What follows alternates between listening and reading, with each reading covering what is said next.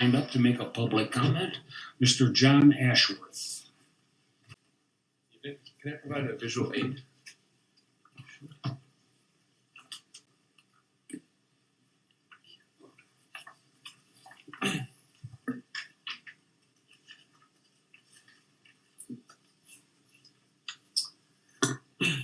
John Ashworth, 1151 North State Street, Elgin, Illinois.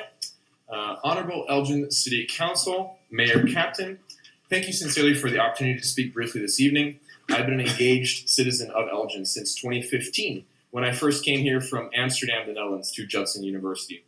A gorgeous campus close to a gorgeous city, both with lots of potential, yet the two are segregated from each other.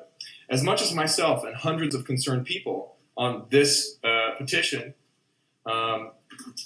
have been rooting for a mixed-use bike path down Route 31, we have shifted our gears towards an even more manageable and easily doable project, Big Timber Road.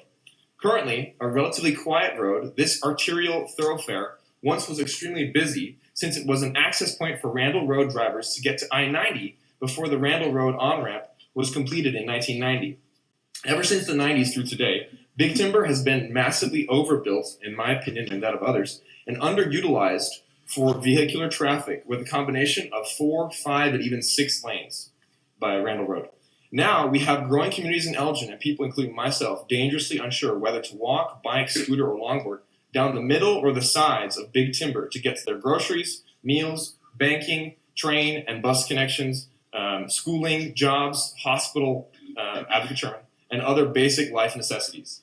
If you need more proof of this, I have an ongoing Twitter thread with the Judson Bike Shop that documents over 30 to 40 examples of people trying to dangerously navigate these streets.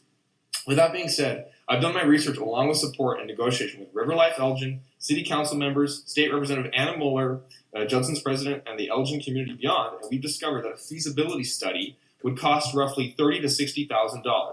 What's more is that ITEP has $140 million allotted for this year's project funding cycle, and Elgin could easily qualify as long as we prove we're putting some skin in the game of our own city.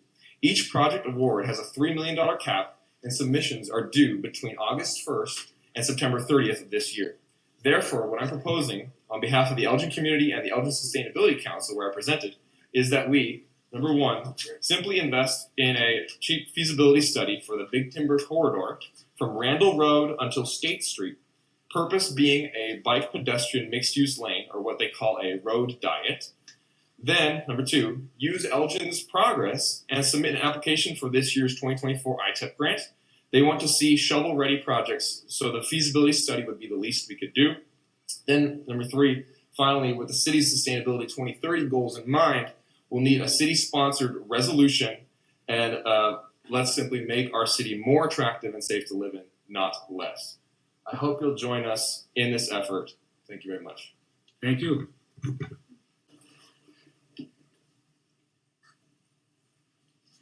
And we have one public comment tonight, and John Ashworth.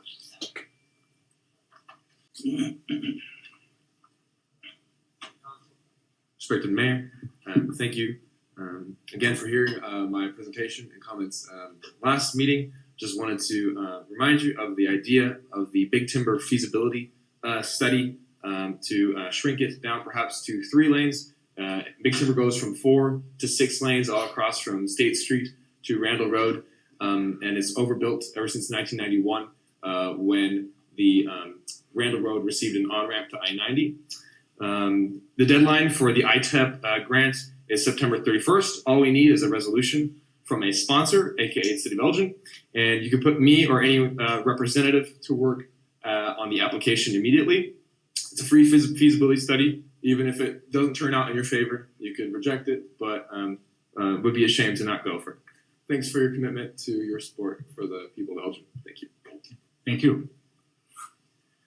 Brings us to bids. First item is a Public Works Fleet